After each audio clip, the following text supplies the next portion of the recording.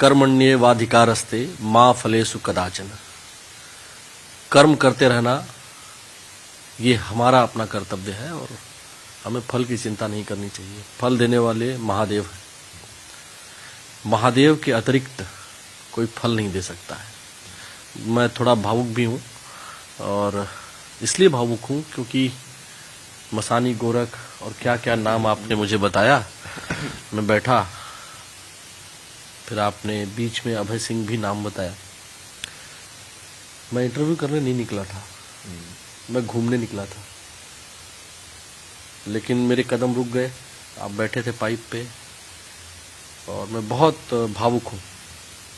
जब भी आपकी तरफ देख रहा हूँ, आपकी आंखों, जिन आंखों को देख के मैं रुका था, जब भी वो आंखें आपकी मैं देख रहा हूँ, तो आप विश्वास मानिए कि मैं अभी भी ठहर सा जा रहा हूँ। सोच रहा हूँ बोलूं कि ना बोलूं, पूछूं या ना पूछूं, लेकिन चूंकि हमारा धर्म है पत्रकारिता करना और रिपोर्टर हूं तो रिपोर्टिंग करनी पड़ेगी, फीड भेजनी पड़ेगी चैनल को और क्या कुछ नया है ये बताना पड़ता है। लेकिन ना आप नए हैं, ना पुराने हैं, ना आधुनिक हैं, ना प्राचीन हैं। मुझे ऐसा लगता है कि आप प्राचीन और आधुनिक दोनों का समावेश है। अभी देखिए, जब मैं यहाँ आया तो मैंने कोई प्लानिंग नहीं की, आपसे फोन पे बात किया, क्योंकि आपसे प्लानिंग करके बात जो भी लोग कर रहे होंगे फंस जाते, वो फिर काम खराब हो जाएगा। सही बोल रहे हो। क्योंकि उनकी जो प्लानिंग है ना, वो प्लानिंग उनकी धरी की धरी रह जाएगी। नहीं, वो जैसे लोग मेरे से पूछते हैं ना भाई कैसे मिलना है, लाइक महादेव की अर्जी लगाओ, वही बनाएंगे कोइंसिडेंस कि हाँ तुम किसी न किसी तरीके से पहुंच जाओ। बहुत सारे लोग पहुंच भी जाते हैं, कहीं ना किसी को पता चलता है। अच्छा, जब मैंने कहा कि इंटरव्यू, आपने इसके पहले तो कभी इंटरव्यू दिया नहीं था? मैंने यूट्यूबर्स वगैरह को दिए थे, काशी में भी वो आते थे यहाँ पे कि हाँ बाबा जी आप कौन हो। उस टाइप पे मैं सीधे सीधे जवाब देता था, मेरा नाम है कल की। फिर वो पूछते थे क्या चाहिए, किसके बारे में, क्या है, ये क्या होता है, मतलब ये ऐसे से। सही नाम और सही कहाँ से पढ़े ये सब नहीं बताते थे आप? वो सब इतना ज्यादा पूछते भी नहीं थे ना, मतलब वहाँ पे। जैसे वहाँ पे एक देवी भी आई थी, वो बहुत इंटेलिजेंट थे वो भी। मैं उससे पूछा कि आज सवाल पूछो, वो 1 घंटे तक पूछती रही, लाइक बिल्कुल लाइक ऐसे एक्यूरेट सवाल। क्या चाहिए, ऐसे होता है तो फिर ऐसे क्यों नहीं होता है, जब ये है तो ये क्यों नहीं है। मगर सही है, ऐसे लोग तो चाहिए हमें।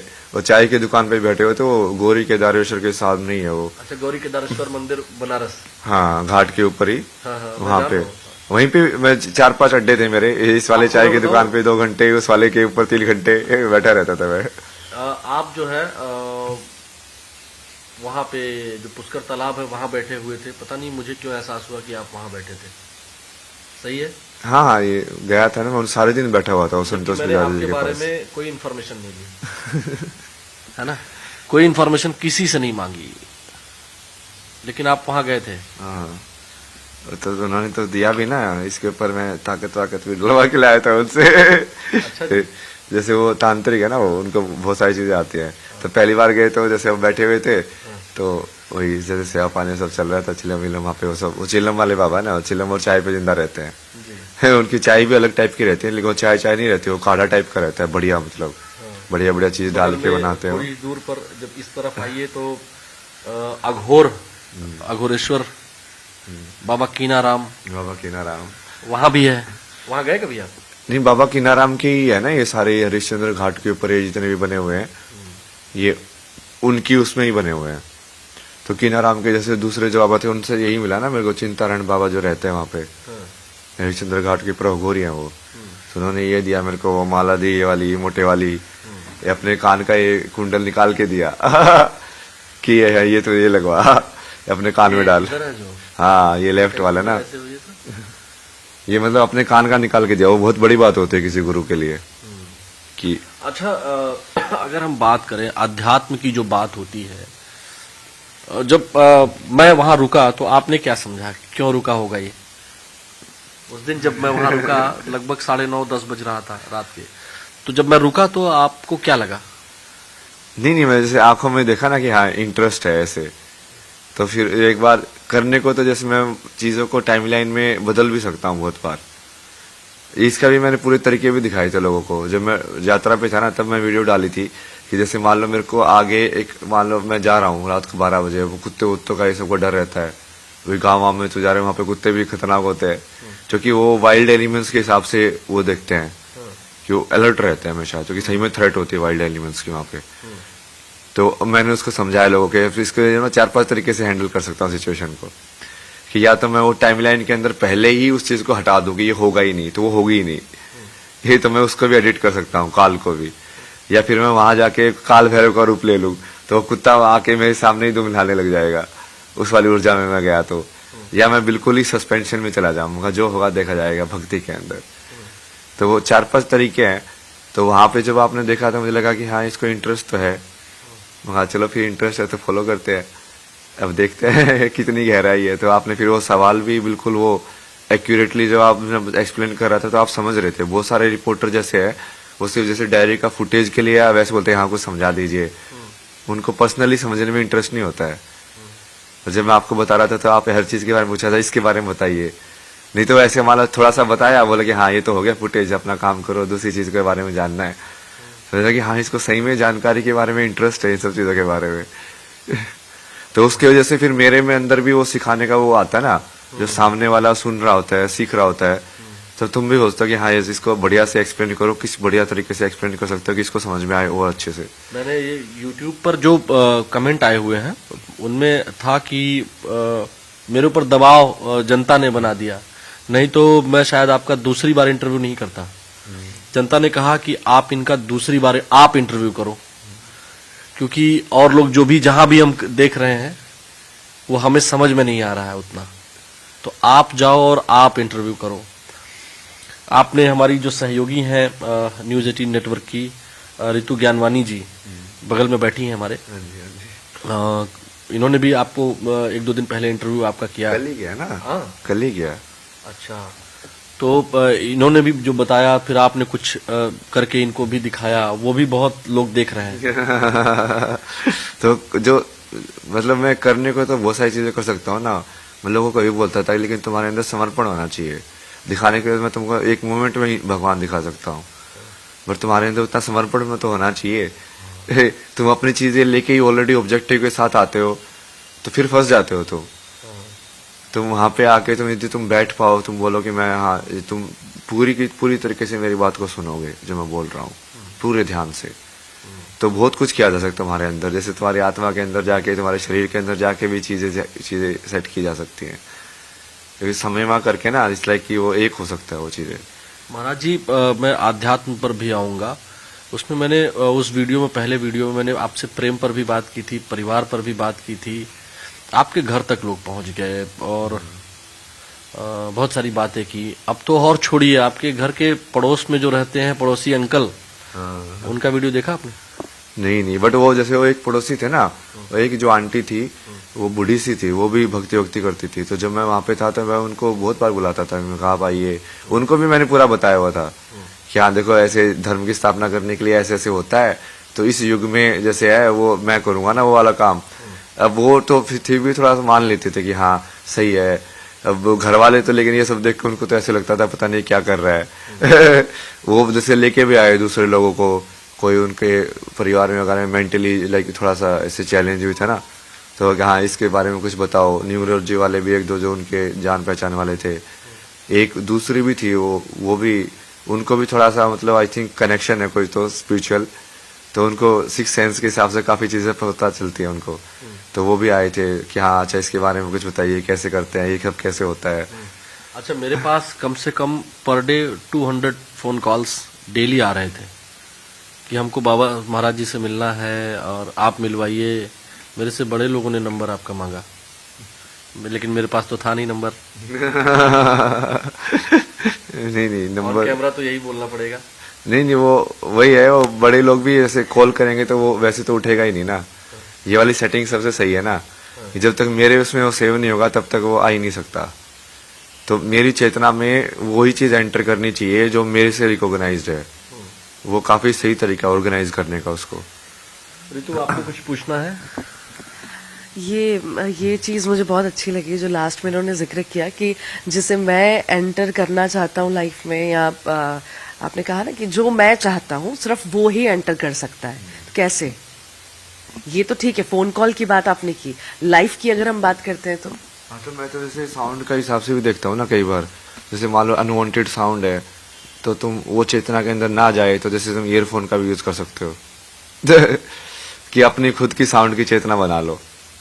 तुमको वो साउंड डेटा कंज्यूम नहीं करना है और तुम्हारे पास चॉइस नहीं है तो तुम कैसे करोगे? और दूसरे बहुत सारे तरीके हैं इसको कंट्रोल करने के ना, कि तुम्हारी चेतना जो है वो थोड़ा क्लीन रहे। ठीक है, लोग एंटर करें बट वो एंटर करने के बाद एक प्रॉपर जगह हो, नहीं तो तुम्हारा माइंड जो है basically it's like memory storage type है ना, कि तुम कैसे प्लेस कर रहे हो। तो जैसे मैं अभी जैसे लोगों को नाम के हिसाब से, जिनका नाम मैंने वहां पे भी यही बात हुई थी ना कि मैं आपका नाम कैसे सेव करूं, है ना, वो पूरा डिस्कशन हुआ था उसके ऊपर कि हाँ अच्छा मैं पहला पत्रकार के हिसाब से कह रहा हूँ कि आपने पहला इंटरव्यू किया है तो पहला पत्रकार हो, वैसे ही नाम सेव आपका पूरा अभी भी पहला पत्रकार आलोक शुक्ला तो वो वैसे ही है कि आप चेतना के अंदर उसको जब जगह दे रहे हो तो वो कैसे एंटर हो रही है, कैसे तुमको उस चीज को लाइक जबरदस्ती याद नहीं करना पड़े, बस वो रहे वहां पे। अब तुमने आइडेंटिफाई कर लिया उस चीज को तो फिर वो माइंड पे लोड नहीं रहेगा। माइंड पे लोड नहीं रहेगा तो स्पिरिचुअलिटी मतलब जो मन को शांत करने की जो स्थिति है वो बनाना इजी हो जाएगा। कंट्रोल में नहीं रहती है ना, तो हम ये बेसिकली हम ये कहें तो कंट्रोल करने की कोशिश हो रही है ना सारी चीजें। नहीं, वो जो कंट्रोल में नहीं रहते उसका फिर शिव मान लो ना, वो केओस है बेसिकली तुम्हारे लिए। तो उसको मैं शिव के डमरू मानता हूँ। ऋषिकेश में जैसे पटाखे ही बज रहे थे मुझे तो डमरू सुनाई दे रहे थे बाकी कुछ और भी हो रहा था मुझे तो डमरू सुनाई दे रहे थे बाकी मतलब जो भी बेसिकली जो भी चीज तुम्हारे सेंस नहीं बना रही है, जो वर्ड तुमको सेंस नहीं बनाता वो क्या लगता है, वो ऐसी तो साउंड ही तो लगती है। तो वैसे ही जो तुमको माइंड में कॉन्शियसनेस में सेंस नहीं बनाएगी वो तुमको एज ए केओस फील होगी, जो ऑर्डर नहीं बना रही है तुम्हारे अंदर। ये ठीक वही बात हो गई कि जो भाषा हमें समझ में नहीं आती है वो हमको लगता है कि पता नहीं क्या लोग बोल रहे हैं। हाँ, वही वाली बात है। तो उसको डमरू मान लो शिव का कि हाँ महादेव डमरू हो जा रहे हैं, कुछ तो आवाज ही है बस, ये डम डम डम डम डम डम डम डम कोई साउंड वेव्स हैं जो ऐसे यहाँ पे पूरे वर्ल्ड के अंदर हो रही हैं फ्रिक्वेंसीज। अच्छा महाराज जी, बहुत सारी बातें हुई, आपने वर्ल्ड पॉलिटिक्स पर भी बोला, कई जगहों पर इंटरनेशनल रिलेशंस की पढ़ाई की है क्या आपने? मैंने बहुत पढ़ा ना इनके बारे में, ये सब चीजें बताया तो यार, मैं आपको दिल्ली में बैठ के 4 महीने में यही सब पढ़ रहा था। सारे अलग अलग देशों का इतिहास, उनका कल्चर क्या होता है, उनकी आज की टेंडेंसीज क्या हैं, क्योंकि तुम उसको फिर क्या है हर एक देश को लेकर जो पर्सनैलिटी देख के फिर देख सकते हो क्या क्या ये जो देश है इसकी पर्सनैलिटी है। जैसे भारत माता जब हम बोलते हैं तो कहीं ना कहीं भारत की जो चेतना है उसका स्वरूप है ना। जो एक सांस्कृतिक राष्ट्रवाद या कल्चरल नेशनलिज्म का जो एक कॉन्सेप्ट उभर के आता है, जो माँ का एक भाव आता है, जिसमें हमारी संस्कृति इतनी विराट है कि हम अयम निजः परोवेति गणना लघु चेतसाम उदार चरिता नाम तू वसुधैव कुटुंबकम। अक्सर लोग केवल वसुधैव कुटुंबकम बोल जाते हैं। अयम निजः यह मेरा है, परोवेति वह पराये का है, गणना लघु चेतसाम ऐसी गणना ऐसा आकलन छोटी सोच वाले लोग करते हैं। उदार चरिता नाम उदार चरित्र के लोगों के लिए उदार चरिता नाम तू वसुधैव कुटुंबकम, जो उदार चरित्र के लोग हैं उनके लिए पूरी वसुधा पूरी पृथ्वी ही परिवार है, उसमें जीव जंतु भी आते हैं। लेकिन आजकल वसुधा मैं वो नाम भी उसका ही है, फेमिनिन नाम है वो।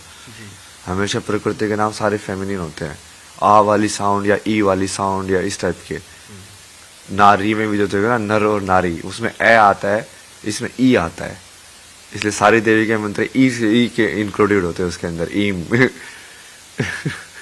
अच्छा तो जैसे मान लीजिए अभी जो बात हम ये कर रहे हैं, क्योंकि विश्व में जो स्थिति है, मैं भी आईआर में ही बीएचयू से पोस्ट ग्रेजुएट हूँ।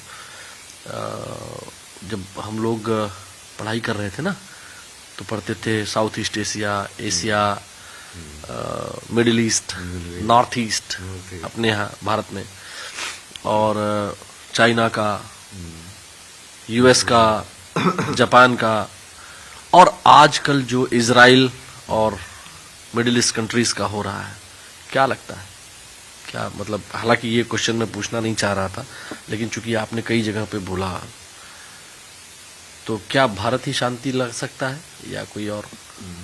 अभी के टाइम में तो, क्योंकि वो जितने भी पुराने सिविलाइजेशन की जैसे बात की कि वहाँ बीज तो हर जगह थे, चाइना में भी थे, बट अब वो प्रैक्टिकल फॉर्म में तो बिल्कुल कुछ रहा ही नहीं है। वहाँ पे सिर्फ थियोरिटिकल बुक्स बचे उनके पास।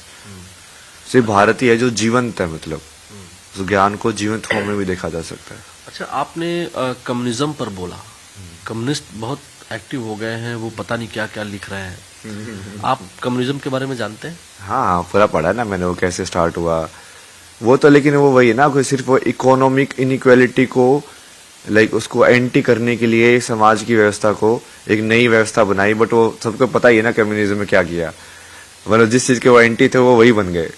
ये बैटमैन के अंदर डायलॉग है ना कि समटाइम्स जिस चीज से तुम विलेन में जो फाइट कर जाते हो तो वही विलेन बन जाते हो। जिस चीज के वो अगेंस्ट थे कि सोसाइटी में समानता होनी चाहिए, सबसे पहले जो राजा उनका स्टालिन बना, ये जो भी बना, वो सबसे पहले तो उसने वही किया ना। कहाँ उसने अकेला सबको बराबर समझा, सबसे पहले हायरार्की बनाई उन लोगों ने। तो जिस चीज के सिद्धांत के हिसाब से बने थे वो तो फॉलो ही नहीं किया उन्होंने। महाराज जी, अगर हम आपसे बात करें, जो आपने ये आपकी जो बुक है, जो लोग फुटेज के लिए आप बता रहे हैं कि ले रहे थे और काम हुआ खत्म हुआ, मैं समझना चाह रहा था कि ये जो पुस्तक है इसमें क्या क्या है। मतलब इतनी छोटी सी पुस्तक है ये, इसमें हमने केवल एक दो पक्ष पे बात की थी उस दिन। इस पुस्तक में क्या क्या है? अगर हम धर्म को जानना चाहें तो कैसे, एक जो विज्ञान का विद्यार्थी है, चूंकि आप साइंस के विद्यार्थी रहे हैं, अच्छी पढ़ाई की आपने, अब तो सबको पता चल गया। उस दिन जब मुझे पता चला था तो मैं थोड़ा भौचक्का था। विज्ञान का विद्यार्थी है, मान लीजिए वो इस परंपरा में, जिस परंपरा में आप आ चुके हैं, नहीं आना चाहे, तो धर्म और संस्कृति से कैसे जुड़े वो अपना जीवन चलाते हुए, वैवाहिक जीवन चलाते हुए? क्योंकि हर आदमी तो संत नहीं बन सकता है, गृहस्थ में जाएगा। संत होना जरूरी नहीं ना, गृहस्थ के अंदर भी कोई कितने सारे यार, ये लहरी महाशय है, सब गृहस्थ थे। आप क्या बोल रहे हो? मतलब क्रिया योग कर रहे थे वो गृहस्थ के अंदर बैठ के, तो उस सब में तो है ही नहीं है। वो तो ऐसे परसेप्शन ज्यादा बन गया समाज के अंदर कि गृहस्थ तो भोग का आश्रम है और बाकी फिर उसके बाद ये बाकी जो योग है ये सब छोड़ने के लिए, संन्यास के लिए, सबके लिए। ऐसा नहीं है ना। कर्मयोगी भी सिद्ध होते हैं, वो कर सकते हो आप सिद्ध कर्म योग को भी। कैसे धर्म को कैसे जाने? ऐसे लोग जो विज्ञान के छात्र हैं वो अक्सर मानते ही नहीं है कि धर्म कोई चीज होती है। नहीं, वो विज्ञान से धर्म का थोड़ा अलग है। जैसे धर्म तो क्या है कि जब आप वो भगवान के ज्ञान या उसको पूरा समझ लेते हो, तब उसके बाद अब जीवन के अंदर कैसा आचरण करो वो धर्म बताता है। तो उसको समझने के लिए विज्ञान एक पहलू है। अब उसको, लेकिन विज्ञान राष्ट्रीय तक नहीं जा पाएगा भाई, उसमें वो थोड़ा ध्यान रखना पड़ेगा। वो आनंद में कोश तक नहीं जाता, वो विज्ञान में कोश तक ही रहता है। अच्छा। आनंद में कोश में जाने के लिए वो एक जो जंप करना पड़ता है, लास्ट वाला, जो दिन आपने बताया था 5 कोश। हाँ। तो अगर लाइफ को बेहतर समझना है तो हमको आनंदमय कोश से ही हम समझ सकते हैं। हाँ, ब्लिसफुल जो स्टेट होता है ना, चिदानंद रूपा या सत्य चांद जिसको बोलते हैं लोग, सत्यम शिवम सुंदरम, वो वही वाली चीज है। उसके लिए वो विज्ञान के भी परे वाले जो कोश है उसमें जाना पड़ता है। तो मतलब वो सोचना भी बंद करना पड़ता है, बट वो वहां तक की सीढ़ी बनाई जा सकती है विज्ञान के थ्रू। अच्छा, एक बात जो लोग चर्चा कर रहे हैं कि चूंकि आप एरोस्पेस में आपने इंजीनियरिंग की है, उसके बाद फोटोग्राफी में आप गए, तो लोगों का ये जो कमेंट में पढ़ रहा था तो उसमें आया हुआ था कि कुछ लोगों ने, तो कुछ ही लोग थे, वो बहुत कम लोग थे, उन्होंने कहा कि ये आप जो है राष्ट्र को कुछ दे सकते हैं। कुछ एक ट्विटर पर हैंडल पर मैंने देखा कि वो लिखे हैं कि वो बेरोजगार हो गए और इस सरकार में बेरोजगार होने के कारण वो बाबा बन गए।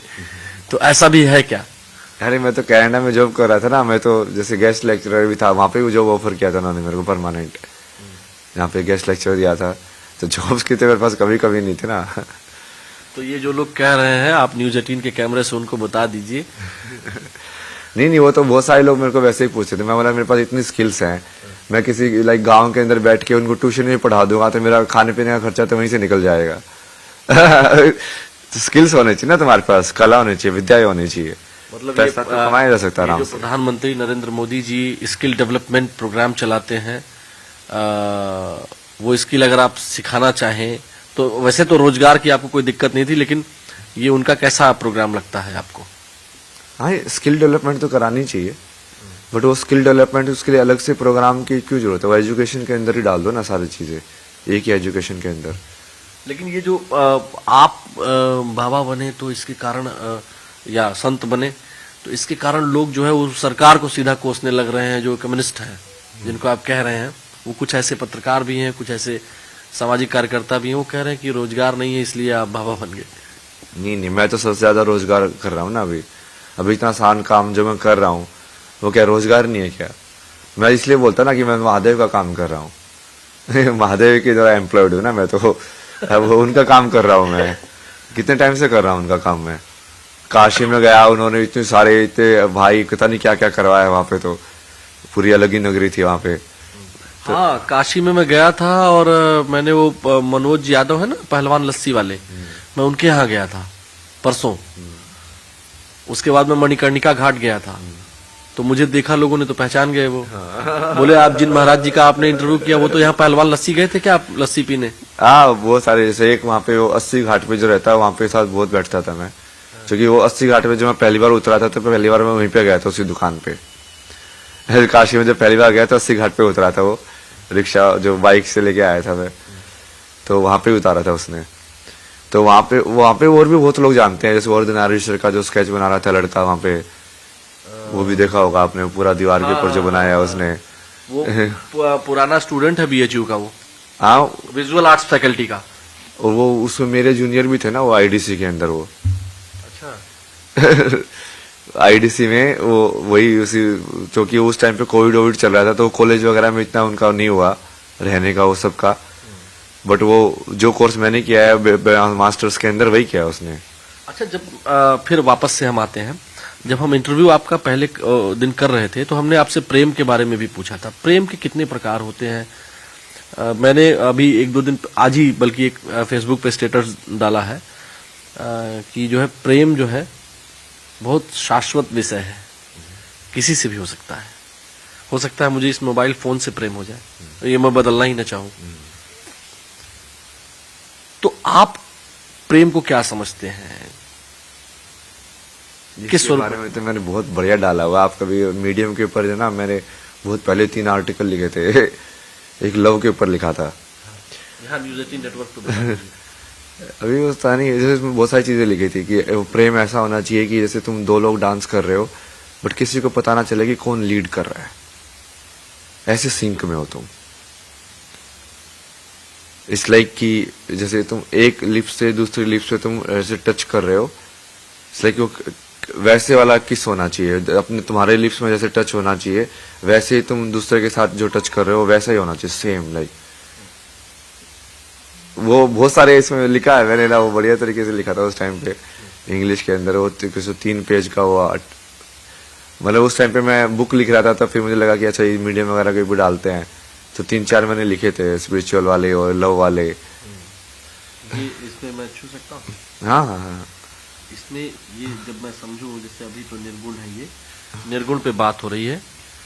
ये पूरा तत्व का वो ज्ञान था, जैसे ये भी समझा था ना हमने ये पूरा ये वाला मैंने नहीं समझा था उस दिन, ये क्या है? ये वही वाला है ना, ये आप तो विद्यार्थी, आपको तो वैसे भी समझ में आएगा। वो जैसे संस्कृत में बताते हैं ना, जैसे आप एक साउंड बोलते हो और दूसरे साउंड बोलते हो तो उसके बीच में भी बहुत सारे साउंड बोलते हो। ये पूरा जो सूत्र है वो उसके हिसाब से ये बेस्ट है कि इस साउंड से इस साउंड में पहुंचने में जो वो लगता है, लाइक इस वेवलेंथ से इस वेवलेंथ में जब मैं जा रहा हूँ तो बीच में एक ट्रांजिशन वाला फेज तो आता ही है ना। अभी मैं कोई भी शब्द बोलूं, शब्द ही ले लो, शब्द, सो शय से जब मैं बैक की साउंड पे गया मैंने उसको, और उसको कंटिन्यूटी के अंदर मैंने बोला, तो वो ट्रांजिशन के अंदर भी मैंने बहुत सारी साउंड्स बोली है, बट मैंने वो इतनी फास्ट बोली है कि वो एक्चुअली सुनने में नहीं आ रही है।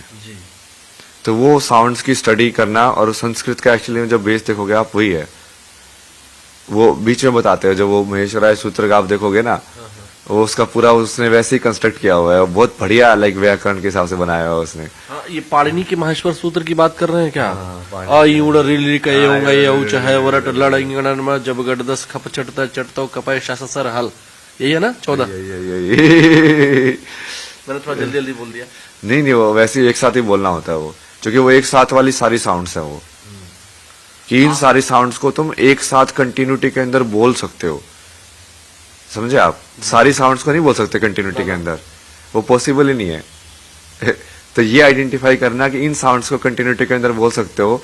अब वो जैसे पाणिनि बोलते थे कि वो ये उनको भगवान शंकर से मिला, तो वही है, वो आध्यात्मिक है, क्योंकि उनको वो डायरेक्टली समझ में आया और फिर उसके ऊपर उन्होंने वो लॉजिकल स्ट्रक्चर बना के पूरा व्याकरण की स्ट्रक्चर बनाई कि अच्छा इसको लेके अब इस पे कितने सारे शब्द बना सकते हैं, साउंड की अरेंजमेंट कैसे होगी आपस में एक दूसरे के साथ, अब इसके साथ ये मिलेगा तो कैसे चेंज होगा, पूरा वो संधि वाला। बहुत बढ़िया ना, ये व्याकरण का आप पढ़ते जाओगे, भाषा विज्ञान लिंग्विस्टिक वगैरह के अंदर, तो बहुत मजा आता है। ये उस आवृत्ति से संबंधित। तो मैं इसको जैसे मंत्र भी समझाया था ना लोगों को, जैसे ये तारा का मंत्र होता है, ओम तारे तू रे सोहा, माँ तारा का। तो अब उसको जैसे स्टार्टिंग में तो आप ऐसे देखोगे, पर धीरे धीरे आप उसको ब्रेक करोगे, जैसे आ ऊ ओम को ब्रेक करोगे, वो क्या आ ऊ मैं, 3 साउंड है उसके अंदर। फिर ता को भी ब्रेक कर सकते हो, जैसे यहाँ पे मैंने फिर वही किया ना, जैसे ता का गया, ता है, फिर आ है, फिर र के अंदर क्या है, र और ए है, रे है ये, तो र ए। तो अब उसको जब मंत्र को सही में बोलोगे तो आपको एक्चुअली में सारी साउंड सही में प्रोनाउंस होनी चाहिए एक एक, और वो इकट्ठी होनी चाहिए। इसलिए पहले जब वेद लिखे जाते थे तो शब्द नहीं लिखते थे, वो सिर्फ एक एक ऐसे लिखते थे साउंड, क च म ट, वो पूरा एक ही लिपि में लिखे जाते थे, उसका वो वर्ड ग्रुप में नहीं करते थे, क्योंकि वो सिर्फ वो साउंड का एक आपको एनर्जी पैटर्न समझा रहे हैं। वो ठीक है, वो शब्द के ऊपर भी वो मीनिंग भी निकाल सकते हो तुम उसका, बट वो लोअर लेवल ऑफ आइडेंटिफिकेशन है उसकी। एनर्जी लेवल पे तो यही है, मतलब कि एक मंत्र को समझ आप ऐसे ही समझ सकते हो तोड़ तोड़ के, और वो धीरे धीरे जब आपको ये पूरी एग्जैक्टली जब वो किसी मंत्र की ये पूरा पैटर्न समझ में आ जाता है ना, आप एग्जैक्टली उस साउंड को पकड़ लेते हो, एनर्जी को, तब वो मंत्र सिद्ध हो जाता है। मतलब ये जो आपने ये बताया है कि मतलब एक फॉर्म से दूसरे फॉर्म, ये जो उच्चारण है ये सही उच्चारण हो तभी हम परमात्मा से मेल कर सकते हैं। मंत्र सिद्धि के द्वारा, मंत्र सिद्धि, जैसे हमारे ऋषि मुनि या जो हमारे योद्धा होते थे, अस्त्र शस्त्रों का जब उच्चारण करते थे ना, उनके धनुष पे आ जाता था, तो वो सही तो करेंगे तो वो पासवर्ड एक तरह से होते थे। हाँ एग्जैक्टली, एनर्जी कोड्स बोलता है ना इसके, मैं यूनिवर्स के एनर्जी कोड्स है वेदास, कि पूरी यूनिवर्स कैसे, इसलिए तो सारे असुर इसके वेद के पीछे पड़े रहते थे कि उनको समझ में आए, उनको पास यदि ज्ञान आ जाए तो वो कितने पावरफुल हो जाएंगे। कोई ब्रह्मा से वेद के ऊपर चुरा भी लिए थे ना एक बार तो उन्होंने, फिर वो भगवान ने अवतार लिया, फिर वो वापस से वेद को एस्टैब्लिश किया। तो मतलब बेसिकली ये जो शब्द है, ये जो शब्द हम इनको समझते हैं, ये शब्द नहीं है, ये अगर सही सीक्वेंस में बोले जाए तो एनर्जी के केंद्र है। हाँ वही, और ये इसी चीज से फिर वो राग बनते हैं कि सही सीक्वेंस में बोलने से एनर्जी कैसे इफेक्ट होती है, ये पूरा का पूरा विज्ञान वहां से बना हुआ है ना। अब आप जैसे आपने सवाल किया ना, जो लोग नहीं मान रहे, वो नहीं मान के जाएंगे कहाँ पे, सब कुछ तो वही है। क्या आप, या तो फिर आप बिल्कुल ही मूर्ख हो, मतलब किसी भी चीज को समझना ही नहीं चाहते हो, मतलब नहीं तो आप किसी भी चीज के अंदर गहराई के अंदर जाओगे तो आप वहीं पे पहुंच जाओगे। अब ये मैं अपने कैमरा सहयोगी से कहूंगा कि इसको जरा दिखाएं जूम करके। ये केवल विजुअल नहीं है, इसको केवल हम विजुअल नहीं मानेंगे। ये जो शब्द है ना, ये form, audio forms and energy, ये एक्चुअली एनर्जी को कहें कि हम ये पासवर्ड होते थे या एक बटन कह दें, जैसे आजकल मिसाइल निकल जाती है बटन से, तो ये एक्चुअली में पासवर्ड होते थे। ये पूरा विज्ञान है, ये पूरा विज्ञान है। और इसलिए जैसे आप बोल रहे थे ना, ये इसलिए पहले विजुअल फॉर्म्स भी नहीं थी, रिटर्न में भी नहीं थे वेदास। क्योंकि उन्होंने सिंबल तो बाद में दिया उसको, जब उन्हें अच्छा लगा कि मेमोरी में साउंड को प्रिजर्व करना बहुत मुश्किल है, लोग इसको शायद उच्चारण को भूल जाएंगे, तब उन्होंने इसको कोडिफाई किया। मेरे गुरुजी प्रोफेसर कौशल किशोर मिश्र जो है वो मनुस्मृति पढ़ाते थे। जब मैं पॉलिटिकल साइंस पढ़ रहा था तो जो प्राचीन भारतीय दर्शन पढ़ाते थे, तो उसमें जो है वो उनका सब्जेक्ट यही था। तो मनुस्मृति में लोकतंत्र उनका एक किताब है, गुरुजी तो अब नहीं रहे, उनकी डेथ हो गई अभी 2-3 महीने पहले। तो मुझे एकाएक उनकी बात याद आ गई जब आपने ये कहा कि पहले ये लिखे नहीं होते थे। पहले वो बताते थे कि एक अपने शिष्य को वो रटवाते थे। साउंड के उस बार भी बहुत केयरफुल होते थे ना, जैसे साउथ के अंदर तो अभी भी है कि उनको डंडा वंडा मारते थे। बोला जाता था। हाँ, क्योंकि वो सिर्फ साउंड, क्योंकि फाइनली तो तुमको सिर्फ साउंड को अपने अंदर उस एनर्जी को जनरेट करना है। और इसलिए अभी भी जैसे बोलते हैं ना, मंत्र फूक दिया उसके कान में, मतलब कि एग्जैक्टली साउंड मैंने आपको वो एक बार में बता दिया, आपके अंदर चले गई, आपने वो समझ लिया कि हाँ ये साउंड है। जैसे प्रोफेसर कौशल किशोर मिश्र गुरुजी हालांकि पढ़ाते वो पॉलिटिकल साइंस थे, एक बार उन्होंने मुझे बताया था कि गायत्री मंत्र को भी 200 प्रकार से बोला जा सकता है और उससे अलग अलग प्रकार से अलग अलग फायदा होगा। ऐसा है? वो मतलब बेसिकली आप इस साउंड को जैसे बोलते जाओगे ना, जैसे एक ही मंत्र को, जैसे इस वाले को ही है तो ओम तारे तू रे सोहा, ओम तारे तू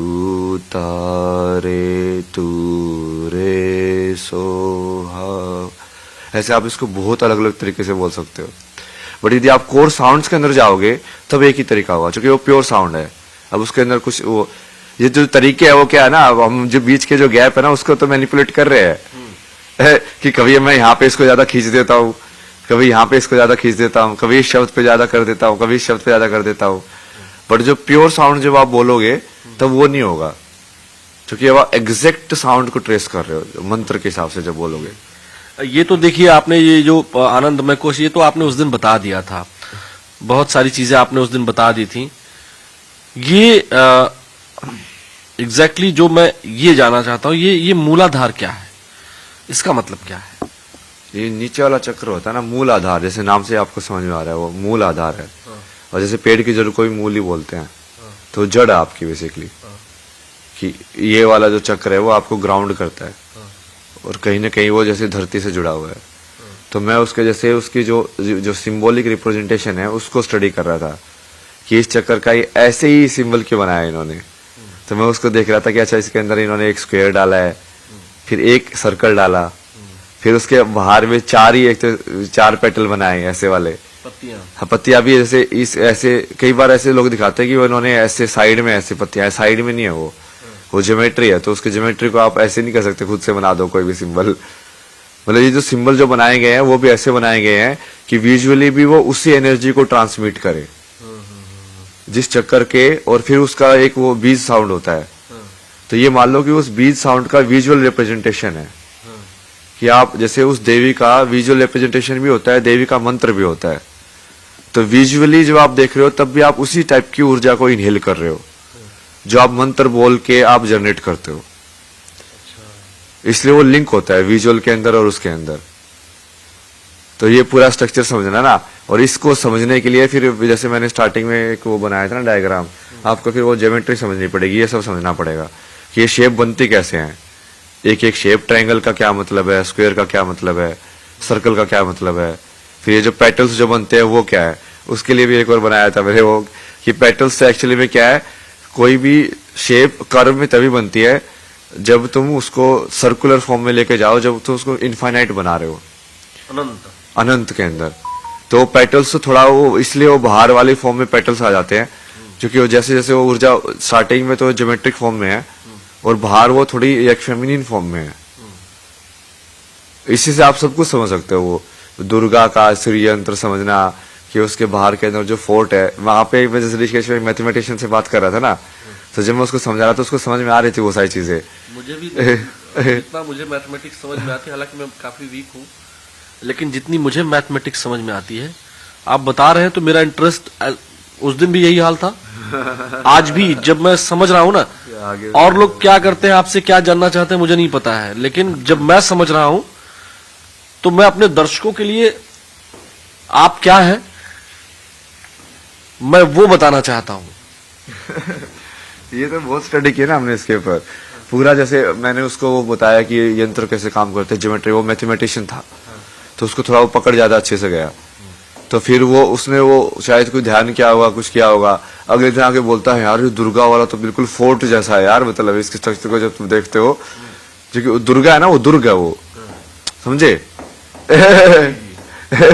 समझ में आया आपको? भाषा समझ में आ रही है अब आपको कि एक्चुअल में संस्कृत वैसे बनाई गई है कि यदि सिमिलर साउंडिंग वर्ड हो तो सिमिलर साउंडिंग मीनिंग होना चाहिए। जैसे अंग्रेजी में एक दुविधा है, बहुत लोग बताते हैं जैसे पीयूटी पुट हो गया, हाँ बीयूटी बट हो गया, हाँ है ना, सीयूटी कट हो गया, है ना।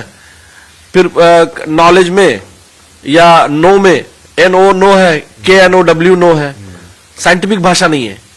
साइंटिफिक नहीं है ना वो, इसलिए तो मैंने बताया ना संस्कृति साइंटिफिक भाषा है, तो उस पे तो आना ही पड़ेगा, वो तो एक्सेप्ट करनी ही पड़ेगी लोगों को कि क्या हाँ। है, अभी जैसे हम लोग को बचपन में ये बताते थे, संस्कृत के टीचर बोलते थे कि अगर अंग्रेजी में बोलना है कि डज ही गो, तो क्वेश्चन मार्क लग जाएगा, है ना।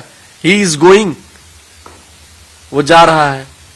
तो लेकिन हमारे यहाँ अगर इसी को उल्टा कर देंगे तो उसका मीनिंग अलग हो जाएगा। लेकिन ऐसे ही बस 2 ही वर्ड में समझाते थे। वो कहते थे कि अगर सह गच्छति, वह जाता है, और गच्छति सह हो गया तब भी कोई बात नहीं है। हाँ, संस्कृत में बेसिकली किसी शब्द में सब्जेक्ट ऑब्जेक्ट या वर्ब का है ही नहीं, एक ही साउंड है, वही साउंड सब्जेक्ट भी बन सकती है, वही साउंड ऑब्जेक्ट भी बन सकती है, वही साउंड वर्ब भी बन सकती है।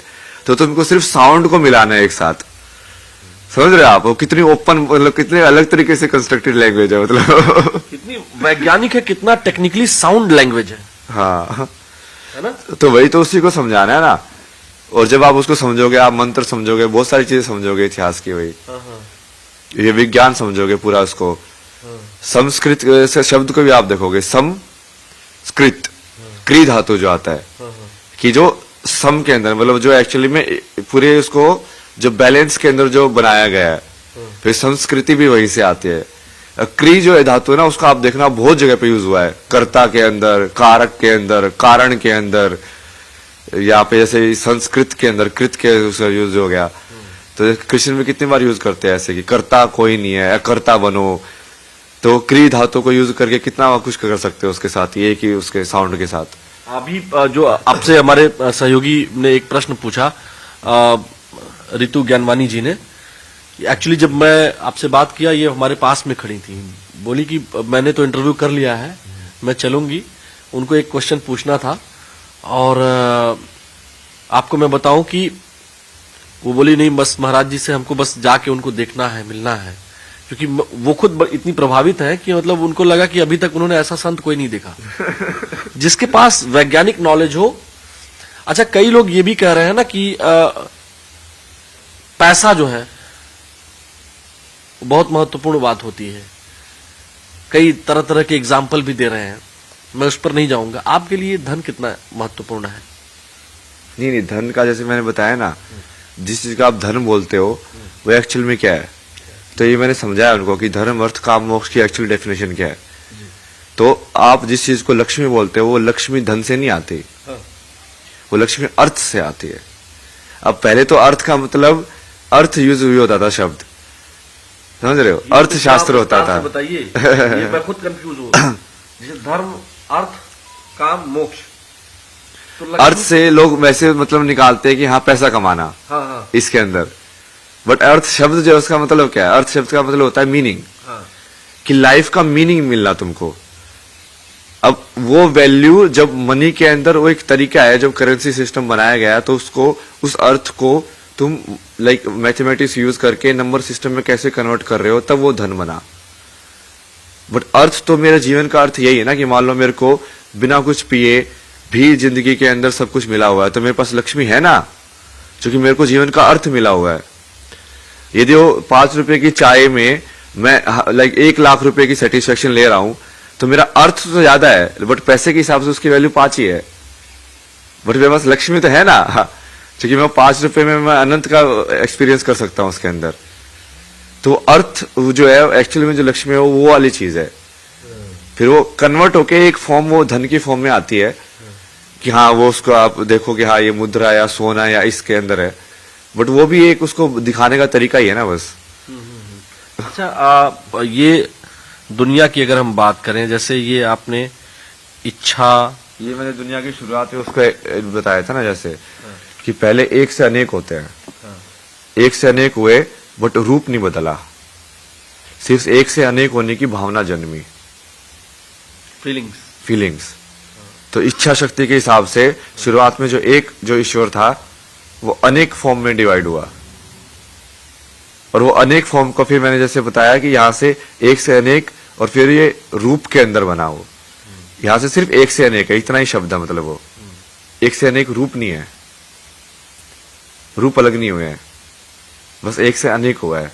ये महत तत्व के हिसाब से होता है कि बुद्धि जो है, जैसे ये मान लो कि इसको डुप्लीकेशन हुआ है सिर्फ, अच्छा, कि एक से अनेक हुआ है बट वो डुप्लीकेट करके एक से अनेक हुआ है, रूप एक ही है। अच्छा। और उसके बाद फिर जब ये योनियों में आता है तो रूप भी बदल जाता है, वो तब वो एक पेड़ बन जाता है, एक कुत्ता बन जाता है, कुछ और बन जाता है। तो जैसे ज्योमेट्री वाइज मैंने उसको बताया ना, जैसे ट्रायंगल, अब ये जो यहाँ से डॉट डॉट डॉट डॉट है, फिर वो डॉट, ट्रायंगल, स्क्वायर, ये पेंटागन, हेक्सागन, सर्कल, ये सब बन जाता है, वो रूप में बदल जाता है वो, जब वो योनियों के थ्रू पास होता है ब्रह्मा के अंदर। तो यहां से ब्रह्मा की सृष्टि और माया चालू होती है, जो मैंने डॉटेड लाइन बताई ना, कि एक से अनेक हुए। तो एक से अनेक मतलब कि वो दूसरे ब्रह्मांड भी हो सकता है। ये एक से अनेक होने की टेंडेंसी कितने भी ब्रह्मांड जनरेट कर सकती है, बट वो एक से अनेक किस रूप में हुए, वो फिर एक जिस रूप में ये ब्रह्मांड बना वो ये वाला ब्रह्मांड है।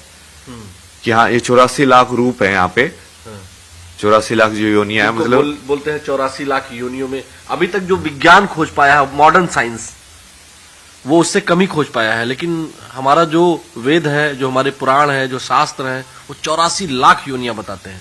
तो उसी को आप बता रहे हैं कि यहां से जब इच्छा प्रकट हुई, भावना प्रकट हुई, उसके बाद उन्होंने एक फॉर्म लिया, फिर अलग अलग स्वरूपों में बट गया, और उसके बाद जो है इस जो तमाम योनियां हैं जिनको आपने बताया, मनुष्य है, लोमड़ी है, शेर, भालू, चीता, बाघ, जैसे मैंने ये बताया ना, जैसे अभी तो मैंने इसको विजुअल ज्योमेट्रिक फॉर्म में हमने देखा है। तो जैसे हमने वहां पे बात की थी ना, आप बोले थे शब्द ही है, उसी को तो शब्द ब्रह्मा बोलते हैं, इसलिए तो सृष्टि को शब्द ब्रह्मा बोलते हैं, कि साउंड ब्रह्मा से, के मुख से निकला। हाँ, साउंड से जनरेट हुआ है सब कुछ। ये सब भी डाला हुआ ना मैंने यहाँ पे, कि इसको शब्द ब्रह्मा भी बोल सकते हैं। जैसे अभी तो ये सिर्फ विजुअल के अंदर है, जो कि डायरी के अंदर में ऑडियो तो लिख नहीं सकता ना, मतलब ना ऑडियो को तो सिर्फ बोल के बताया जा सकता है एक्चुअल में। तो यहाँ पे तो सिर्फ विजुअल या ज्योमेट्रिक फॉर्म में उसको एक्सप्रेस किया मैंने। तो इस सब को आप, जैसे मैंने आप दूसरे इंटरव्यू में एक बताया कि चेतना को स्टडी करना है ना, इन सबको स्टडी करना है, मतलब चेतना को स्टडी करना है, कि तुम अपने माइंड में देख रहे हो कि तुम कैसे उस फॉर्म को आइडेंटिफाई करके एक फॉर्म से दूसरी फॉर्म में लाइन क्रिएट करते हो।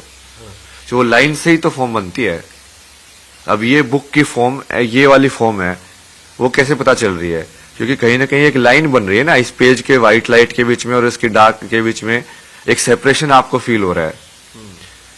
तो एक लाइन बनी, और वो सबसे पहली लाइन वो ज्योमेट्री में फील होती है, और फिर आप उसके अंदर डिटेल ऐड करता जाता है ब्रेन, तो उसकी फॉर्म थोड़ा एक लाइक और ऑर्गेनिक फॉर्म के हिसाब से लगती है वो। अच्छा, ये सब जो आप बता रहे हैं मुझे समझ में आ रहा है, तमाम दर्शकों को समझ में आ रहा है, लेकिन कुछ ऐसे लोग होते हैं जिनको अभी थोड़ी देर पहले एक भाई साहब को इंटरव्यू कर रहे थे, पता नहीं कौन थे, उनको ऐसा लगता है कि ये जो सनातन धर्म, वेद, विज्ञान है, ये चमत्कार करता है, मतलब वो चमत्कार के ही पीछे पड़े हुए हैं। उनको लगता है आपके पास आएंगे और वो आप कोई चमत्कार कर देंगे। करने को तो मैं कर भी सकता हूँ, बट वो तुम्हारा समर्पण होना चाहिए। बनाने को तो मैं लोगों को वही बोलता हूँ कि तुम्हारे अंदर समर्पण है तो तुम मुझे बताओ, मुझे भविष्यवाणी करने की जरूरत ही नहीं है। तुम मुझे बताओ कि तुम्हें क्या चाहिए, मैं वैसे भविष्य लिख दूंगा तुम्हारा।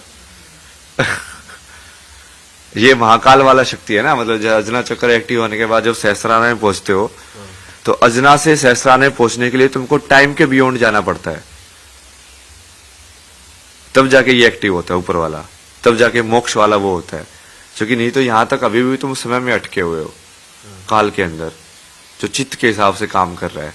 आपकी सारा का सारा काल का अनुभव चित्त का अनुभव ही तो है, मेमोरी का अनुभव ही तो है।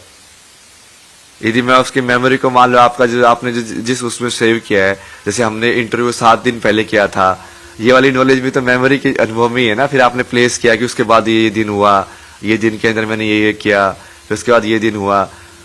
तो यदि उसको या तो उल्टा पुल्टा कर दिया जाए या उसको पूरा ही इरेज कर दिया जाए, तब जाके आप काल के परे जाओगे। बट यदि आप काल के परे जाके आपको अनुभव है, तो करने को तो आप काल के अंदर भी बहुत सारी चीजें उल्टी पुल्टी कर सकते हो, करने को तो बहुत कुछ कर सकते हैं ना, बट वो करना क्यों है? लेकिन ये जो आम तौर पर लोग कहते हैं कि मतलब जैसे आज ही की जो बातचीत हुई, अभी लोगों ने कहा आग लगना रोक सकते हैं, अब ये क्या है? नहीं, रोकने को तो रोक सकते हैं, उसमें ही नहीं है। बारिश करा दो, आग लगना रोकना है तो बारिश करा दो। अब जैसे हमने इतना सारा ये मंत्र सीखे सब है, उसका यूज तो किया जा सकता है ना। ये ऐसे थोड़ी है, ये अप्लाइड नॉलेज है ये। पर वो उस चीज के लिए आप क्यों यूज करोगे? क्योंकि जैसे ही आपने मान लो अटैचमेंट के हिसाब से यूज कर रहे हो आप, तो आप कहीं ना कहीं फंस गए ना फिर से। विदाउट अटैचमेंट यदि वो चीज हो रही है, तब जाके वो चीज भी हो जाएगी और आपको कर्म भी नहीं जुड़ेगा उसका। तो इसलिए मैंने उस दिन भी आपको बोला था कि जैसे मेरी जितनी सिद्धियां मैं खुद के लिए यूज नहीं कर सकता, लेकिन मैं दूसरों को देख सकता हूं कुछ भी, बट मैं खुद के लिए यूज नहीं कर सकता। क्योंकि जैसे मैं खुद के लिए यूज करूंगा, वो फिर मेरे कर्म में अहंकार में जुड़ जाता है वो। तो मुझे तो सिंपल ही रहना पड़ता है भगवान की दया के हिसाब से, क्योंकि मैं भक्ति में ही रहता हूं मैं तो पूरे टाइम। क्या तू जो करा रहा है करता जा। बट वो फिर मेरे थ्रू बहुत सारे ऐसी चीजें लाइक जब टाइम आने पे उसको रिवील कर देता है। जब बहुत सारा ज्ञान तो ऐसा होता है कि मैं स्टार्टिंग में मेरे को कोई आइडिया नहीं होता कि मैं क्या बोलने वाला हूँ, इसको कैसे समझाने वाला हूँ। बट जब मैं बैठता हूँ तो भगवान बोलते हैं कि जो सरस्वती बैठती है वाणी के ऊपर, क्या तू बस इसको देखता जा और बोलता जा, जो तू बोलेगा वो वही है वो चीज। पता नहीं मैं आपके पास तक कितना पहुंच पाया हूं, लेकिन उस दिन भी मैंने इंटरव्यू करने से पहले नहीं सोचा था। आज भी जब मैं आया हूं तो ये रितु जी इस बात की साक्षी है, मैंने आपको फोन पर भी कहा कि मैं आपका इंटरव्यू करने नहीं आ रहा हूं, आपसे बस मिलने आ रहा हूं, यही कहा था ना? नहीं, ये दोनों चीजें एक साथ हो रही है ना, और ये सबसे बेस्ट लगता है मेरे को कि आप वो पत्रकार का रोल भी निभा रहे हो, बट आप मनुष्य वाली अनुभूति में भी हो। आप सिर्फ दूसरों के लिए सवाल नहीं पूछ रहे हो, आप अपने लिए भी पूछ रहे हो। हाँ बिल्कुल, वो दोनों चीजें एक साथ होनी चाहिए। मेरा फेस एक भी बार कैमरे की तरफ नहीं जा रहा है। हाँ ना, लेकिन वो नेचुरल भी है ना वो चीज। फिर आपका काम तो हो ही रहा है, दर्शकों तक वो इन्फॉर्मेशन तो पहुंच ही रही है, बल्कि और बढ़िया से पहुंच रही है। क्योंकि अब जेन्युइनली कोई सवाल कर रहा है और जेन्युइनली कोई आंसर दे रहा है, तो जो वो जेन्युइन देखेंगे उसको, तो वो ज्यादा सीखते हैं उससे। जो आजकल के युवा है मोबाइल में बहुत फंस गए हैं भाई महाराज जी। मोबाइल का भी डाला कैसे मोबाइल से वो एक्चुअल वास्तविक जो नहीं देखे, बाबूजी भी देख रहे हैं तो मुस्कुरा रहे हैं। ये जो मोबाइल में फंसे हुए युवा हैं उनके लिए क्या कहेंगे? मोबाइल जैसे है ना, वो क्या है, बेसिकली एक थॉट बॉक्स है वो। ट्विटर पे आप अलग अलग ट्वीट पढ़ते हो, शब्द पढ़ते हो ना, वो एक शब्द वाला एक सेंटेंस क्या है, एक थॉट है। तो बेसिकली वो थॉट बॉक्स है। तो थॉट बॉक्स के अंदर हमने मतलब माइंड के अंदर हम इतना ज्यादा काइंड ऑफ लाइक भूखे हो गए हैं थॉट्स के कंज्यूम करने के, कि हम उसमें कंज्यूम करते जाते हैं अलग अलग थॉट्स को, कि हाँ ये भी कंज्यूम करो, ये भी कंज्यूम करो, ये भी कंज्यूम करो, ये भी कंज्यूम करो। और वो चल क्यों रहा है कंजम्पशन? क्योंकि वो इच्छा की वजह से, वासना की वजह से। अब वो इच्छा और वासना को ये मोबाइल और ये सब जो बिल्कुल ये सब चीजें बनाई वेस्टर्न वाले लोगों ने है ना, तो इन सब ने बेसिकली वो आध्यात्मिकता वाला कोई रूट नहीं है उसके अंदर। आप पश्चिमी देशों से, वेस्टर्न लोगों से बड़े नाराज लगते हैं हमको। तो सारा जितना भी डिस्ट्रक्शन है वर्ल्ड के अंदर, वो करंटली वो नहीं हो पा रहा, तो उनकी वजह से नहीं हो रहा, क्योंकि पावर वो होल्ड कर रहे हैं हथियारों के थ्रू। सबसे ज्यादा वर्ल्ड के अंदर पावर वो होल्ड कर रहे हैं। तो वो जो बोलते हैं वो लोग, बाकी लोग उसका अनुसरण करते हैं। तो यदि तुमने नहीं तोड़ा कि हाँ भाई इनको फॉलो मत करो, इनको फॉलो करने से खुद तो डूबेंगे, ये तुमको भी ले डूबेंगे, वो दिखाना पड़ेगा ना। जो हथियार की पावर जो है वो वही ना, संसार के अंदर तो लोगों को सर्वाइवल जो मूलाधार चक्र जो होता है, सबसे पहली टेंडेंसी वही आती है आत्मा की, कि मुझे जीना है। उसके थ्रू ही जो बेसिक नीड्स होती हैं खाने की पीने की, वो आती हैं। उसके बाद वो सोचता है कि अच्छा मैं जी तो गया, अच्छा अब मैं कुछ प्लेजर भी ले लूं। अच्छा मैंने प्लेजर भी ले लिया, क्या पता मैं पावर भी ले सकता हूं क्या? अच्छा पावर भी ले ली, अच्छा ठीक है मैं क्या पता करुणा, एम्पैथी, जो हाइयर जो ट्रेड्स हैं वो भी डेवलप कर सकता क्या इमोशन अपने अंदर। तो अनाह तक पहुंचा, तो ऐसे जैसे जैसे तुम ऊपर जाते जाओगे तुम्हारी चेतना जो है इवोल्व होती जाएगी, बढ़ती जाएगी कि और कुछ चाहिए और कुछ चाहिए। मतलब तुम पूर्ण ह्यूमन बन रहे हो पूरी तरीके से। क्योंकि मूलाधार जो होता है वो तो जानवरों में भी होता है, अपने सर्वाइवल के लिए तो वो भी फाइट करते हैं, अपने खाने पीने के लिए तो वो भी ढूंढते हैं, स्वादिष्टाना भी होता है उसके अंदर, क्या वो भी प्लेजर महसूस करते हैं। पावर भी होती है कि हाँ कोई अपना वो बनाते हैं कि हाँ मैं राजा हूँ, जैसे बंदरों के अंदर कितना होता है कि हाँ मैं हूँ सबसे ज्यादा पावरफुल, तू मेरे नीचे रहेगा, ये सब। कुत्तों के अंदर भी कितना होता है वो सब चीजें, बट उनको अंदर ऊपर वाले चक्र नहीं होते, वो अनाहता और अनाहता से ऊपर वाले नहीं होते, बट वो इंसान के अंदर है तो तुम उसको जागृत करोगे ना, तभी तो तुम पूरी इंसान की चेतना को महसूस करोगे। तो इसका भी मैंने पूरा लॉजिक दिया ना कि पुनर्जन्म क्या, जो उस चक्कर को यूज नहीं करेगा तो बेसिकली उससे वो वाले बॉडी या वो वाली मशीन हटा दी जाएगी। भगवान बोलेगा तो इस मशीन को पूरा यूज नहीं कर रहा है, तो जो मशीन तू यूज कर रहा है तेरे को मैं उसी मशीन में डाल देता हूँ। ये वाले 3 चक्कर तो कुत्ता बन के भी यूज कर सकता है, तो कुत्ता बन के एक्सपीरियंस कर। मतलब ये वाले ऊपर वाला क्यों वेस्ट कर रहा है इसको। तो जैसे तुम्हारी चेतना होगी उस चेतना के हिसाब से तुम्हारा नया जन्म हो जाएगा, किस योनि में होगा जन्म। ये तो बड़ा मतलब जो आप बता रहे हैं ना, ये बहुत सारे लोग बहुत कम शब्दों में आप बता दे रहे हैं, लेकिन इसको लोग जो है ना मतलब यूटिलाइजेशन करने के हिसाब से कई लोग, कई महात्माओं को मैं जानता हूं उसको यूटिलाइज करना चाहते हैं। कई बार हमको अभी जो आपसे मिलने के बाद लगा कि यहाँ जो महात्मा आए हैं सब एक से एक है। महाकुंभ में आपको पहले दिन मैं मिल गया, जिस दिन आप आए थे आप मुझे मिल गए।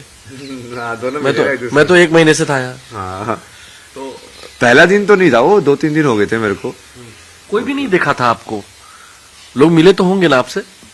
मिले तो थे लोग, वैसे तो मैं घूमता भी रहता था भजन में। उस टाइम पे तो मैं जैसे पूरे सड़कों पे पूरे टाइम मंत्र जाप करते हुए घूमता रहता था। एक दिन तो जैसे मैं देवी मंत्र जाप करते हुए घूम रहा था सारी सड़कों पे, ऐसे में घूमता रहता था, अपना ध्यान में रहो। और चूंकि मेरा मेन काम वही था ना, जब मैं आया था कि यहाँ पे इतने बड़े लोग आए हैं अलग अलग जगह से, अलग अलग टाइप के महात्मा है, उनको अलग अलग टाइप का ज्ञान है, अलग अलग टाइप की सिद्धियां हैं, सबके साथ बैठेंगे, अब देखेंगे हाथ तंत्र वाला वो क्या करता है, ये वाला क्या करते हैं, ये वाला क्या करते हैं। वही तो करे ना, ताकि सारी चीजों को उसको एक साथ इकट्ठी करके वो जैसे समझ रहे हैं वो भी समझो कि उन्होंने कैसे समझा है, कौन सा शब्द यूज करके उन्होंने समझा है, ताकि वो शब्द यूज करके और ज्यादा लोगों को समझाया जा सके। अच्छा, लेकिन अब हमने आपका इंटरव्यू कर दिया, लोगों तक पहुंच गया, फिर आपका चलना मुश्किल हो गया, तमाम लोगों ने आपको वहां आना भी बंद करवा दिया अखाड़े में। हाँ, फिर बहुत कुछ हुआ ना वो तो।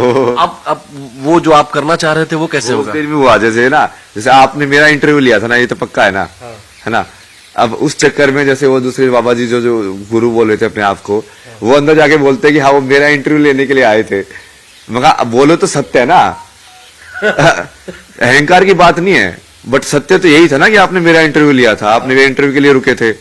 वो अहंकार की बात नहीं, वो सत्य की बात है। तो वो वही है ना, वो पहले से ही वो टेंडेंसी ऐसी होती है ना, जो लोग अटेंशन के पीछे ये सब चीजें सोचते हैं कि मुझे अटेंशन चाहिए, तो वो जैसे अटेंशन मिलते हैं वो फंस जाते हैं वहां पे। जैसे ही पावर मिलनी चालू होती है, अटेंशन मिलनी चालू होती है, यदि तुम स्पिरिचुअलिटी के अंदर रूटेड नहीं हो तो माया तुमको फिर से खींच लेगी अंदर। और वो माया इतनी प्रबल होती है ना कि तुमको पता ही नहीं चलेगा कितना घुमाएगी। फिर बहुत दिनों बहुत जन्मों के बाद तुमको समझ में आएगा, ओ भाई ये तो मैं वहां से फंसा हुआ हूँ, अब इसको निकलूं बाहर से। एक बात है ना, वो हम लोग सुनते हैं जब कथावाचक आते थे गांव में, माया महा ठगी नहीं मैं जाना। हाँ? माया महाठगनी, ये तो बहुत सुनता था मैं, माया ये दिल्ली के तरह बैठ के। माया बहुत ठगिन है, वो कभी भी ठग लेगी आपको। एक्चुअली में वो सब चीजों पे अप्लाई होता है, क्योंकि ईश्वर वाले तत्व के लिए वो लास्ट चीज को ही माया मानना पड़ता है। कि ये जो जिस चीज को हम तीर्थ मान रहे हैं, गंगा मान रहे हैं। अच्छा, मैं थोड़ा आपको रोकूंगा महाराज जी। पिताश्री आपके इंटरव्यू दिए, उन्होंने कहा बेटा तो रास्ते पे चला गया है विज्ञान के, मैं उसको लौटने के लिए नहीं कहूंगा। अब जो पीछे बात चली गई, आप सन्यासी हैं मैं मानता हूं, आपको अब यहीं रहना चाहिए, हम सबको ज्ञान देना चाहिए। लेकिन एक जो बात है कि आपको वाली स्टोरी भी फिक्स करनी है क्या धर्म के अंदर? नहीं मतलब नहीं, मैं वो स्टोरी नहीं, जो मैं उनका इंटरव्यू देखा तो मुझे ऐसा लगा, अगर आप मुझे अपना भक्त मानते हैं या एक मानते हैं कि मैं ये कैमरा जरूर चल रहा है, लेकिन मैं ये मान के आपसे बात कर रहा हूं कि ये नहीं चल रहा है, नहीं वो ऐसी वो आपकी ऑनेस्टी निकलेगी। है ना। मैं आपसे बस इतना कहना चाह रहा हूं कि ठीक है, माँ होती है, माँ, पिता, बहन, वहां आपको जाने की जरूरत नहीं है, लेकिन एक बार बात कर सकते हैं। बात करके मेरे पास कई फोन आए जो आपके रिलेटिव नहीं भी थे, उनका भाई भी ऐसे निकला हुआ था, उनके ताऊ जी का लड़का निकला हुआ था, वो हमें फोन करने लगे। लेकिन आपके पिताजी पहले कैसे थे जो आपने बताया, वो एक्सपीरियंस आपका है, लेकिन जब वो इंटरव्यू दे रहे थे ना, वो भावुक थे। उनको लगा नहीं, उनको लगा कि उनका बेटा जो कर रहा है वो आध्यात्म के लिए कर रहा है, ऐसा उनको उनके फेस से उनके। बट वो उनको तब क्यों नहीं लगा जब मैं उनको 1 साल उनके साथ बैठ के वो सारी चीजें समझा रहा था। मैं उनके सिर पे बैठ के समझा रहा हूँ, यार समझो यार, मैं तो ये चीज करना चाह रहा हूँ। उस टाइम पे उनको क्यों नहीं लगा, वो अभी क्यों लगा? इसका मतलब कहीं ना कहीं फेम से रिलेशन है उसका।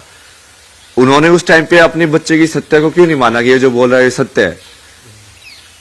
लेकिन कहते हैं कि बड़ों उम्र में बड़े जो जिनके तन से हम पैदा हुए हैं, हम भी किसी के बेटे हैं। कई बार हमको लगता है कि मेरे पिताजी ठीक नहीं कह रहे हैं, वो हमारी बात भी नहीं मानते हैं, लेकिन इसके बावजूद भी हमें क्या करना चाहिए? जो हमारी जो सनातन परंपरा है, वो कहते हैं ना कि हिरण्यकश्यप याद है आपको? हिरण्यकश्यप तो याद है ना मेरे को, बट उसके अंदर तो जैसे मेन तो मैंने इतने सारी चीजें की है। तो उन्होंने हिरण्यकश्यप के सुपुत्र ने तो ये नहीं किया ना कि उन्होंने तो प्रहलाद ने, देखिए मैं ध्रुव बोलने जा रहा था, आपने ध्रुव भी बोला था है ना। हाँ। देखिए कई बार गलती होती है और उसको स्वीकार कर लेना चाहिए। हम जानते सब है, ध्रुव, प्रहलाद, क्योंकि वो दोनों ही भक्त है, इसलिए आप कंफ्यूज हो गए ना। दो को ही भक्त की उपाधि मिली है, भक्त ध्रुव और भक्त प्रहलाद, जो कि अमर हो गए। ये मेरे को विभूति वाले बाबा बहुत बता रहे थे। देख ऊपर बैठा हुआ वो ध्रुव, वैसे वो होता नहीं था, वो दिखाने का आता था कि ऊपर देख, देखो ध्रुव बैठा हुआ है, वो अमर है, हो गया वो भक्त बन के। वापस से महाराज जी हम बात पर आते हैं, तो पिताश्री से घर तो चले जाइए आप।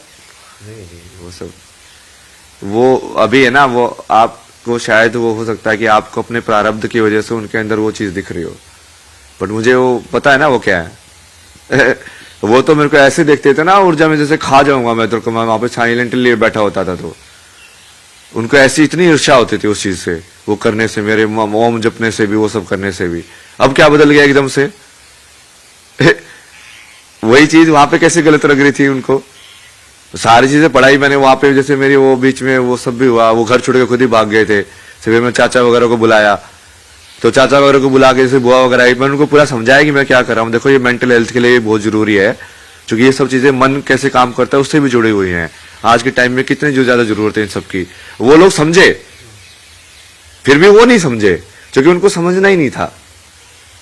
नहीं, लेकिन मुझे लगता है कि कई बार फेम की ही वजह से, लेकिन कई बार चीजें समझ में आ जाती हैं।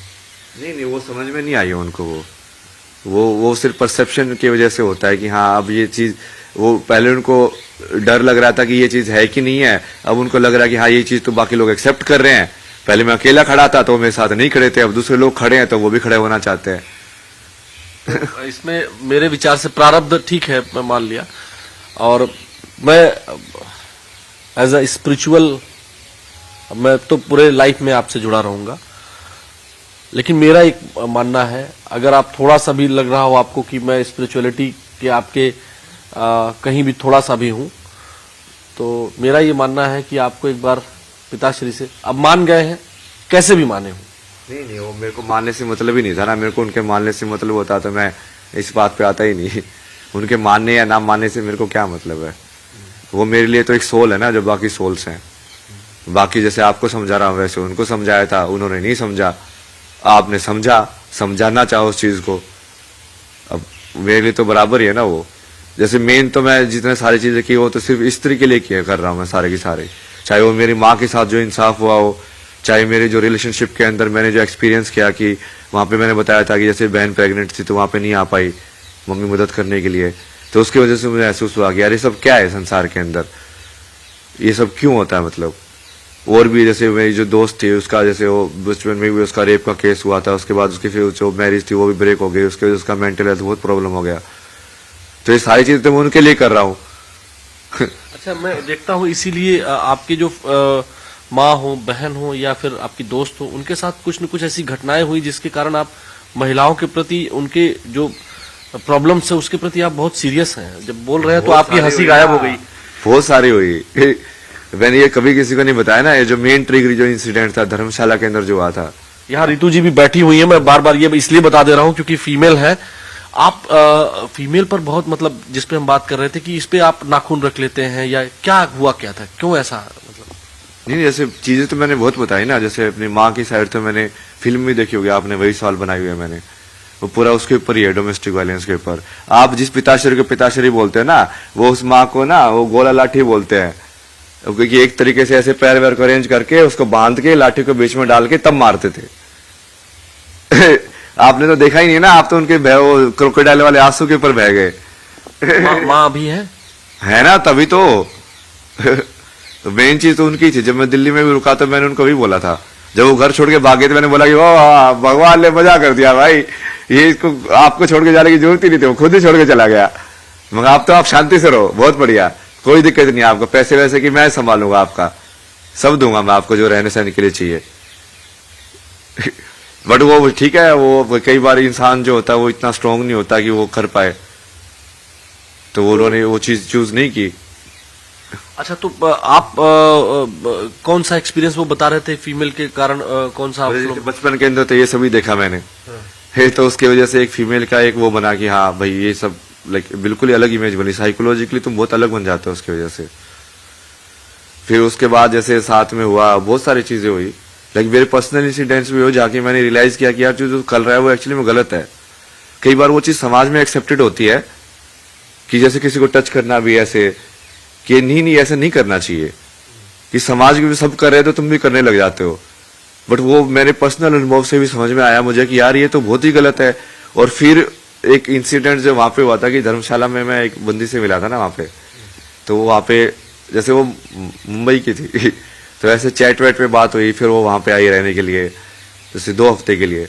तो 2 हफ्ते तो जैसे कि साथ में थे ना, वो पूरा उस टाइम पे जैसे अलग ही ले लो स्पिरिचुअल उस पे था वो मैं, बट वो मैंने कभी समझा नहीं उसको। और उसने मेरे को चीज जो बोली थी ना, वो मेरे को अभी भी लाइक खतरा अदर तक याद थी, मतलब कि बोला कि तू तो एम्प्टी है यार, मतलब कि तू तो पूरा खाली है, तू तो कहीं पे भी झुक जाता है, मतलब। और वो इतने दिल से बोली थी ना, वो बात अंदर गई। बट उसने जैसे बाद में बताया ना, जब वो चीज वापस चले गई, उसने बाद में बताया कि उसके साथ भी ऐसे जैसे रेप का ऐसे कुछ इंसिडेंट हुआ है। तो उसकी वजह से चूंकि हम भी फिजिकल उसमें इन्वॉल्व थे ना, तो फिर मुझे वो बहुत ज्यादा वैसे एकदम से हिट किया कि यार अब मैं खुद को एनालाइज करने लग गया कि यार मैंने जो किया वो तो पूरा सेंसिटिविटी के साथ किया ना, मतलब कि हाँ मैं तो कहीं पे फोर्सफुल नहीं था या ऐसे। अब फिर मैंने बहुत सारे जैसे हेल्पलाइन में कॉल किया कि जब ऐसे केस होते हैं तो ऐसे लोगों से कैसे बात करनी चाहिए। पूरी पढ़ाई की मैंने उसकी कि हाँ ऐसे मतलब क्या सेंसिटिविटी रखनी चाहिए या कैसे उस चीज को हील किया जा सकता है किसी इंसान के साथ हुआ हो तो। और बट उसकी वजह से मेरा वो बचपन का सारा ट्रॉमा एक्टिवेट हो गया सारा का सारा, वो हेल्पलेसनेस वाला कि तुम बचपन में भी तुम देख रहे थे वुमेन के अगेंस्ट वायलेंस होता, तुम कुछ नहीं कर पा रहे थे, तुम बच्चा हो गए सिर्फ देख रहे थे। और यहाँ पे भी तुम सिर्फ देख रहे हो, तुम कुछ कर ही नहीं पा रहे हो, किसी की मदद कर ही नहीं पा रहे हो। और उसकी वजह से वो पूरा मतलब मुझे सिर्फ वो इंसिडेंट ही घूमता रहता था मेरे दिमाग में। वो मेन डिप्रेशन का कारण वही था, सिर्फ वही इंसिडेंट घूमता रहता था पूरे टाइम मेरे दिमाग में। बचपन में मैं रोक नहीं पाया, जवान हूँ, करने लायक हूँ, रोकने लायक हूँ, फिर भी कुछ कर नहीं पा रहा हूँ। तो मैं थेरेपिस्ट से यही पूछता था कि मुझे सिर्फ ये फ्रीज वाली, ये हेल्पलेस वाली फीलिंग नहीं चाहिए, मुझे चाहिए कि मेरे सामने कुछ हो रहा हो तो मेरे हाथ जाम ना हो, क्योंकि वो वैसे वाला डेवलप हो गया, वैसे वाला कैरेक्टर। इसको बताओ कि इसको तुम कैसे सोल्व करोगे। तो वहां से फिर वो जाते जाते जाते जाते जैसे आपने बताया ना, और फिर जैसे एनलाइटनमेंट के बाद भी फिर वो वही चीज थी, ट्रिगर पॉइंट था जो फिर से वापस आया। और फिर उसी को लेके मैंने बोला कि हाँ इस पे ही काम करना है ना अब। तो आपको समझ में आया कि भारतीय धर्म दर्शन और आध्यात्म के अतिरिक्त कहीं भी इसका निदान नहीं है, ये समझ में आया कि वो एक्चुअली फिर मैं उसको डीप में गया कि ये प्रॉब्लम है क्या, ये कहाँ से चालू हो रही है, इसका कैसे निदान हो, मतलब क्यों हो रहा है समाज के अंदर, ये इनइक्वालिटी क्यों है, क्यों नहीं समझते हम उनको बराबर। मतलब बराबर समझना, वैसे तो भगवान समझना चाहिए, पूजा करनी चाहिए। कृष्ण भी तो राधा की पूजा करते थे ना, वो कितनी बार बोला मैं तो तेरी पूजा करता हूँ।